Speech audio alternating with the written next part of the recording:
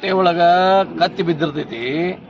ನನಗದ ನೋಡ್ರಿ ಅನ್ನಕ್ರೆ ಅದಕ್ಕಿಂತ ಹೆಚ್ಚು ಬೇರೆದವ್ರ ತಟ್ಟಿ ಒಳಗ ನನ ಬಿದ್ದದ್ದ ನಾವು ಎತ್ತಿ ಹೇಳ್ತೀವಿ. ಇದು ಎಟ್ರ ಮಟ್ಟಿಗೆ ಸರಿ ಅದನ್ನ ಅವರೇ ತಿಳ್ಕೊಬೇಕು. ಅವರು ಜವಾಬ್ದಾರಿ ಸ್ಥಾನದಾಗಿದಾರಲ್ಲ. ಅವರೇನೋ ಒಂದು ಪಂಚಾಯತಿ ಮೆಂಬರ, ಅವರು ಮುಖ್ಯಮಂತ್ರಿ ಆದವ್ರು ಇದಾರು, ಸಾಕಷ್ಟು ಸಲ ವಿರೋಧ ಪಕ್ಷದ ನಾಯಕ ಆದವ್ರು ಇದಾರು.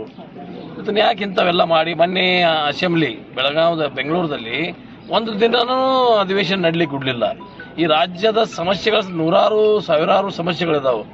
ನೀರಾವರಿ ಯೋಜನೆಗಳಾಗಬೇಕು, ಬರ ಬಿದ್ದಿದೆ. ನಿನ್ನೆಲ್ಲಿ ಮುಖ್ಯಮಂತ್ರಿಯವರು ಜುಗುಳದಲ್ಲಿ ಬಂದು ಬೆಳೆ ಹಾನಿಗಳಾಗಿದ್ದಾವೆ. ಎಷ್ಟೋ ಎಕರೆ ಕಬ್ಬು, ಶೇಂಗಾ, ಹುರುಳಿ, ಉದ್ದ ಎಲ್ಲ ಹಾಳಾಗಿದ್ದಾವೆ.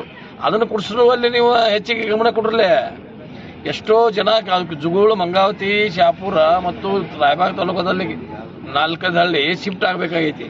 ಅದನ್ನ ಯಾರು ಮಾತಾಡಕ್ ತಯಾರಿಲ್ಲ. ಜನ ಸಾಯ್ತಾ ಇದ್ದಾರೆ. ಇಲ್ಲಿ ಬಸವೇಶ್ವರ ಯಾತ್ ನೀರಾವರಿ ನೀವ ಸ್ಟೇಟ್ಮೆಂಟ್ ತಗೊಂಡಿದ್ದೀರಿ, ನಿಮ್ಗೆ ಸ್ಟೇಟ್ಮೆಂಟ್ ಕೊಡಿದ್ದೀನಿ, ನಾನು ಕೊಟ್ಟಿದ್ದೀನಿ. ಅದನ್ನು ಪ್ರಾರಂಭ ಮಾಡ್ಲಿಕ್ಕೆ ಒತ್ತಾಯ ಮಾಡಲಿಲ್ಲ. ವಿರೋಧ ಪಕ್ಷದವ್ರ ಕೆಲಸ ಅಲ್ಲದ. ಜನರಿಗೆ ಕೇವಲ ಆಡಳಿತ ಪಕ್ಷದವ್ರು ಅಷ್ಟ ತೆಗೆದೇನು ಅದನ್ನ ಅಭಿವೃದ್ಧಿ ಮಾಡೋದು. ಅವ್ರನ್ನೂ ನಮ್ಮ ತಪ್ಪುಗಳನ್ನ ಹಿಂಡಿ ಬಸವೇಶ್ವರ ಯಾತ್ ನೀರಾವರಿಗೆ ಒತ್ತು ಕೊಡಲಿಲ್ಲ. ಬಸವೇಶ್ವರ ಯಾತ್ ನೀರಾವರಿ ಒಳಗೆ ಅಸೆಂಬ್ಲಿಯಾಗಿ ಇಳಿಬೇಕಾಗಿತ್ತು. 65,000 ಎಕರೆ ಜಮೀನುಗಳಿಗೆ ನೀರು ಕುಡಿದೈತಿ. ಅದನ್ನ ನಮ್ಮ ಶಾಸಕರು ಒಂದು ವರ್ಷದಿಂದ ಹೇಳಕದಾರು. ಅದನ್ನ ಯಾಕೆ ವಿಳಂಬ ಮಾಡ್ತಿದ್ದೀರ ಅಂತ ಕೇಳುವಂಥದ್ದು ಯಾರಾದ್ರೂ ವಿರೋಧ ಪಕ್ಷದವ್ರು ಕೇಳಿದಾರ? ಅದನ್ನ ಯಾರು ಮಾಡ್ತಾರೆ? ನೀರಾವರಿ ಯೋಜನೆಗಳ ಜನ ಬರಗಾಲ ಬಿತ್ತು. ಬರಗಾಲದಲ್ಲಿ ಎಷ್ಟು ನೀವು ತೊಂದರೆ ಅನುಭವಿಸಿದ್ರಿ?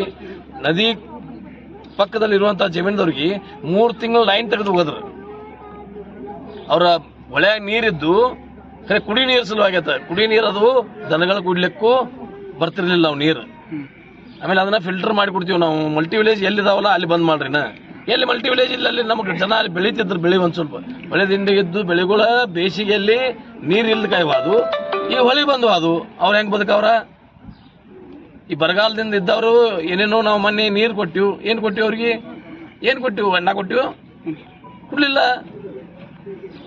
ಅದನ್ನ ಯಾರ ವಿರೋಧ ಪಕ್ಷದವ್ರು ಯಾಕೆ ಕೇಳ್ತಾ ಇಲ್ಲ? ನುಸ್ತ ನೀರು ಕೊಟ್ಟರೆ ಬದುಕ್ತಾರೇನ್ರಿ ಜನ?